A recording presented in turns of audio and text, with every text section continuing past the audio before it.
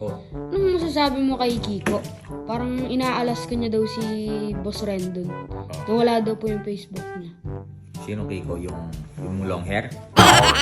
Yung long hair? Ba't ka tumatawa? Huwag mo Yung ganun kalbo, tatawa. yung kalbo.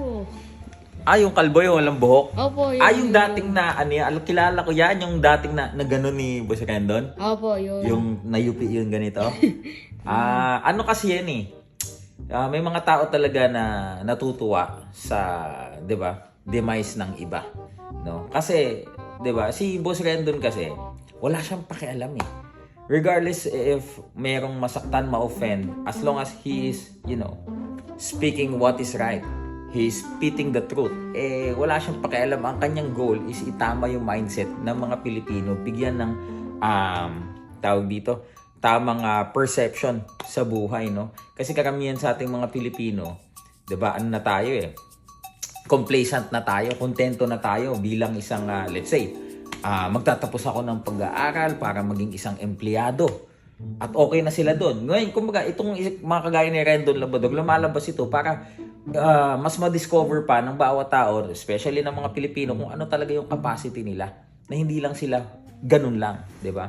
Ngayon, marami talagang ma-offend. Halimbawa, yung issue nung yung sa isang noontime show, 'di ba? Yung Showtime, Vice Ganda in Ayon. Kino-correct niya lang 'yon. Kumbaga, ako nanonood din ako ng Showtime, fan din ako niyan. Pero kung iisipin mo may punto din eh. May punto din. Ayaw niya yung gano'n na ipapakita sa mga bata. Lalo na yung mga ganong akto nandun daw sa tawag dito sa paligid mga contestant na bata. Tama nga naman, 'di ba? Ngayon, kung totoo na ito daw ay nanawagan na ipamass report, tapos napagkaisa, napagtulungan, kaya daw natanggal. Tingin ko hindi yun totoo kasi kung susuriin mo, kung nagbabasa ka ng community guidelines ng Facebook, kahit i-mass report ka pa, ilang milyon pa mag-mass report sa'yo, kung wala ka namang na-violate, hindi ka matatanggal. Ngayon, kung may na-violate ka talaga, kahit isa lang mag-report sa'yo, pag nireview yan ng Facebook team, ano talaga yan? Alanganin talaga. Ngayon naman, para sa mga kagaya nito ni Kiko Matos, mga kaibigan, kung para sa kanya, teka lang may kukunin lang tayo. Halika, sumahan mo. Kukunin natin to. Siyempre, magtitip tayo. Halika dito. Yes, sir. Yeah, yes, here, sir. Thank you.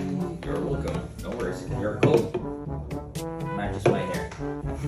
Yes, sir. Yes, sir. Would you like to send our stuff?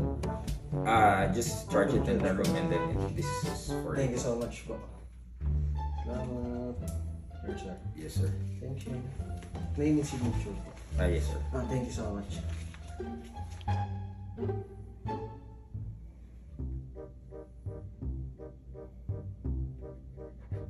Thank you. Thank you. Have a good day po. Yes, sir. Your drinks po. Yes, sir.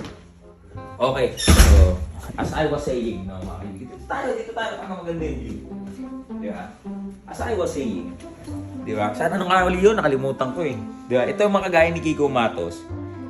Kasi, kontento na sila, yung sa ganyan, at least magka-view sila, sakyan niya yung pangalan ni Rendon Labrador kasi laging trending. Sa kanya, kontento na siya sa ganyang buhay.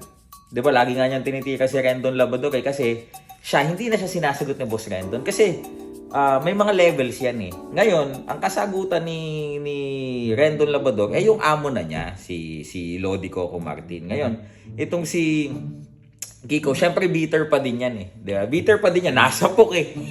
Ikaw ba naman, nasapok ka, syempre magiging bitter ka pa rin.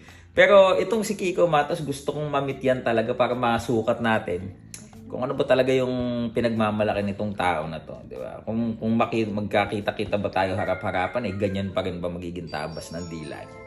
Alright? So, mga kaibigan, Silver Boys TV, enjoy muna kami ngayon dito ha. Peace.